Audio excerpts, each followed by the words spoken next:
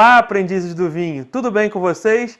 Estamos com mais um episódio das histórias do vinho. É isso aí, voltamos com as histórias do vinho depois de muito tempo e hoje vamos trazer mais um episódio legal para vocês. No último episódio das histórias do vinho nós falamos sobre a Grécia e toda a riqueza cultural que a Grécia tem. E naquele episódio nós demos vários spoilers sobre o episódio de hoje, não é mesmo? Nesse último episódio nós falamos sobre a introdução do vinho na Europa. E o país que a gente vai falar hoje foi muito importante e continua sendo muito importante para a história do vinho. E pela primeira vez nós vamos falar sobre um país que foi muito importante e ainda é muito importante para a história do vinho. Bem, mais do que a Grécia, né? Vamos falar sobre a Itália.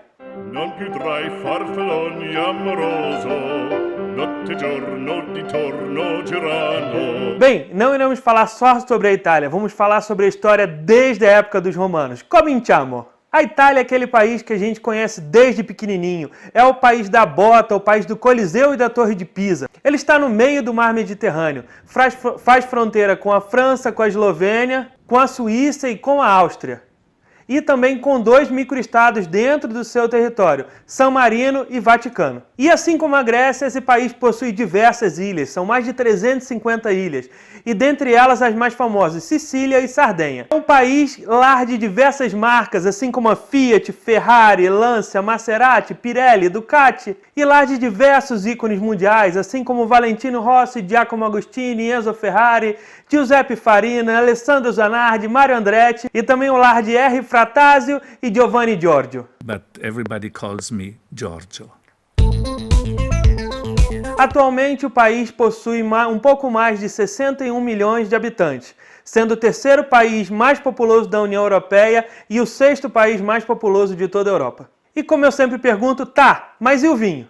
Os primeiros traços da vinicultura na Península Itálica datam de 3.000 anos antes de Cristo, na época dos micênios e dos etruscos. Para falar a verdade, há pouco tempo atrás foram descobertas jarras contendo ácido tartárico no Monte Crônio, na ilha da Sicília, há cerca de 4.000 anos antes de Cristo. E essa também é uma das descobertas mais antigas da vitivinicultura na Europa, que a data é perto daquelas encontradas no Monte Arene, lá na Armênia. E sobre a Armênia, nós já lançamos um episódio, você pode encontrar ele na descrição desse vídeo. Os gregos, assim que chegaram na Península Itálica, chamaram o sul da Península Itálica de Enotria, que significa terra das vinhas, e eles deram esse nome por causa de todas as vinhas selvagens que eles encontraram nessa parte da Itália.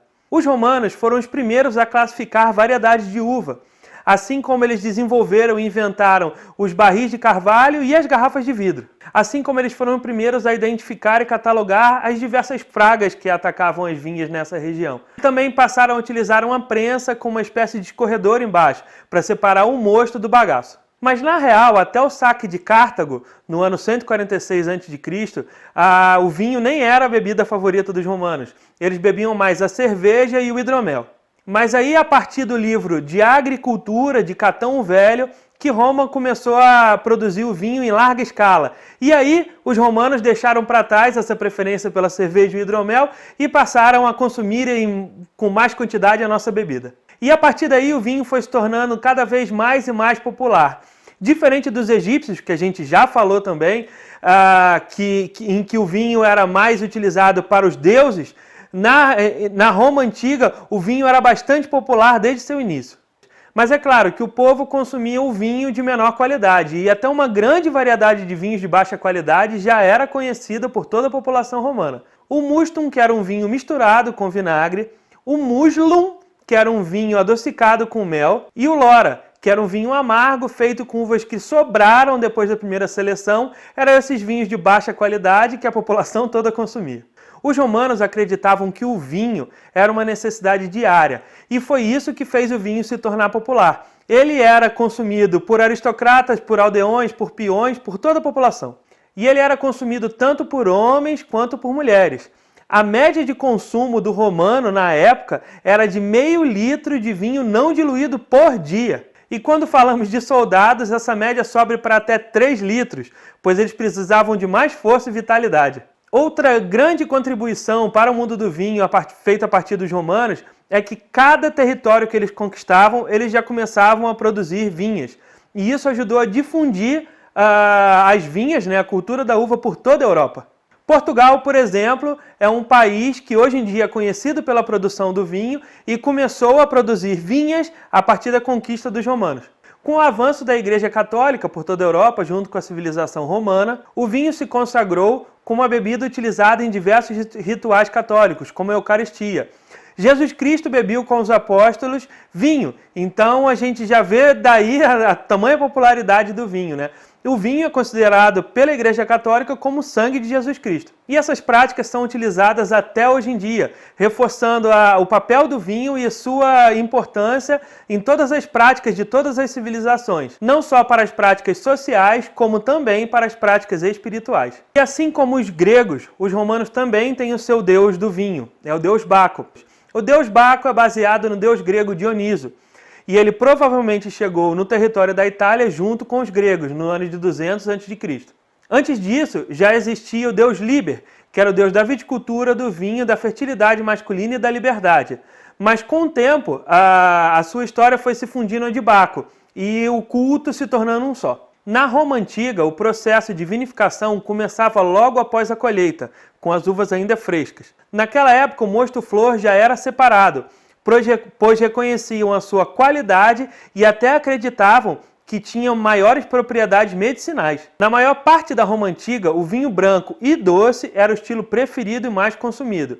E ele geralmente era consumido diluído, às vezes com água morna e até com água do mar. O envelhecimento do vinho já era reconhecido pelos romanos naquela época, e até as leis romanas diferenciavam um vinho novo do vinho antigo. O vinho antigo era o vinho envelhecido por pelo menos 1 ano. Vinhos como o Falernum envelheciam por pelo menos 10 anos, podendo chegar até 25 anos de envelhecimento. O Falernum era um vinho branco, feito com uva de colheita tardia. Ele tinha teor alcoólico elevado e a sua oxidação dava a ele uma cor marrom escura. O escritor Plínio o Velho disse em uma das suas crônicas que um vinho Falernum do ano 121 a.C. foi servido às honras de Júlio César no ano 60 a.C. Era um vinho envelhecido por 61 anos.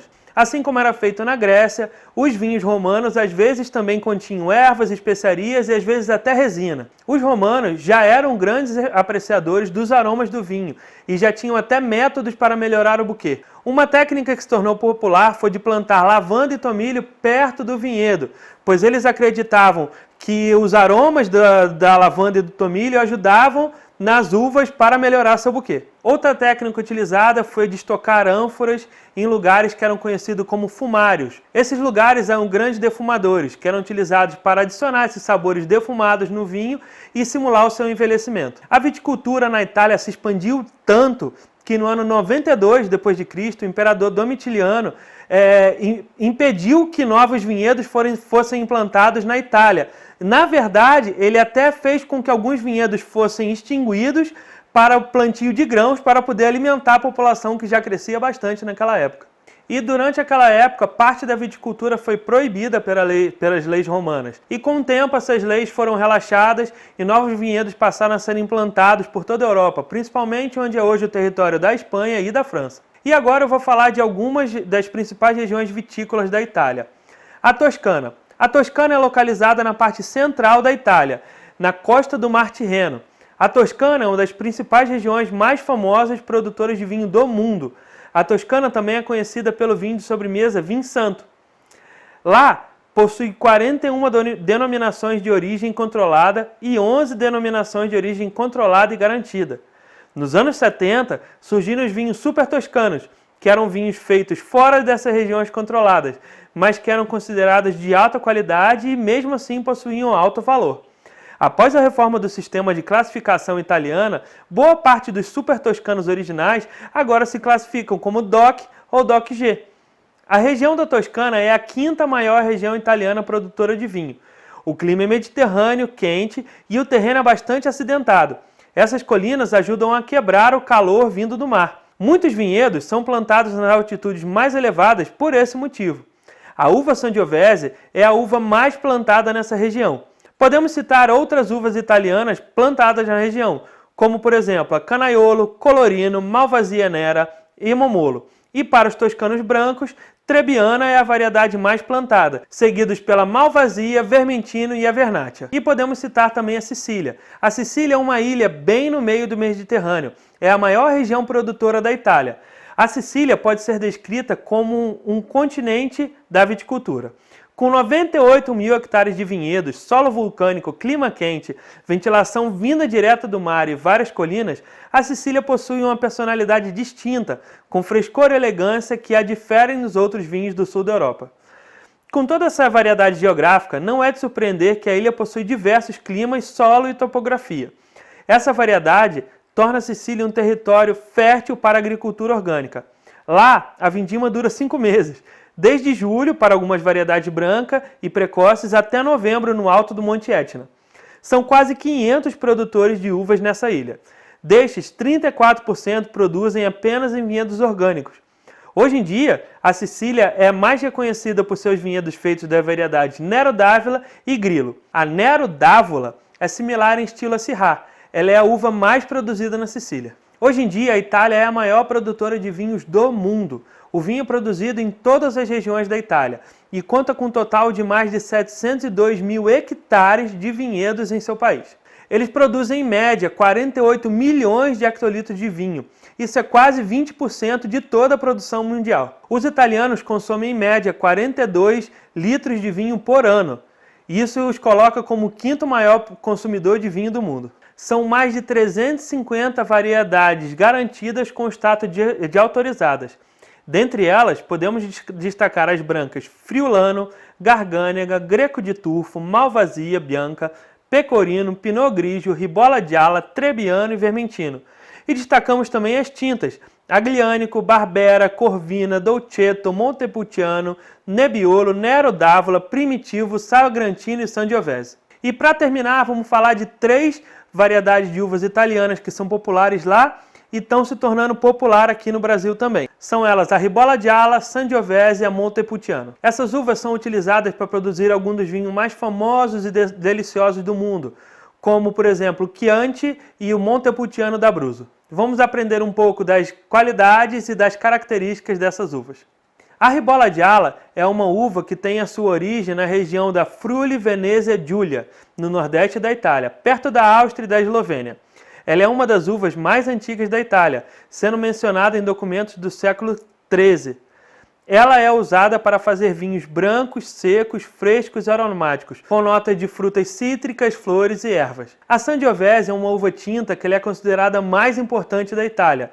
Ela é cultivada em quase todas as regiões do país, mas é especialmente famosa na Toscana, onde é usada para fazer o Chianti, o Brunello di Montalcino e o vinho Nobile de Montepulciano. Esses vinhos são conhecidos por sua elegância e complexidade e longevidade, sendo capazes de envelhecer por décadas em garrafa. A Sangiovese tem um nome muito interessante, que significa sangue de Júpiter. Júpiter é o deus romano do céu, do trovão e do raio, equivalente ao deus grego Zeus. A lenda diz que a uva foi criada por um monge que plantou sementes de uma uva selvagem no solo sagrado dedicado a Júpiter, e que o vinho feito com essa uva tinha o poder de curar as doenças e os males de corpo e da alma. Que tal de experimentar uma Sangiovese para ver se isso é verdade? A Montepulciano também é uma uva tinta bastante popular na Itália, principalmente na região central do país. Ela é usada para fazer vinhos tintos encorpados, frutados e macios, com nota de cereja, ameixa e especiarias. A Montepulciano é a uva principal do Montepulciano d'Abruzzo, um vinho tinto que é muito apreciado pelos italianos e pelos estrangeiros. Uma curiosidade sobre a Montepulciano é que ela não tem nada a ver com a cidade de Montepulciano, que fica na Toscana. O vinho que é produzido nessa cidade é o Vinho Nobile de Montepulciano, que é produzido com Sangiovese e não com Montepulciano. Meio confuso, né?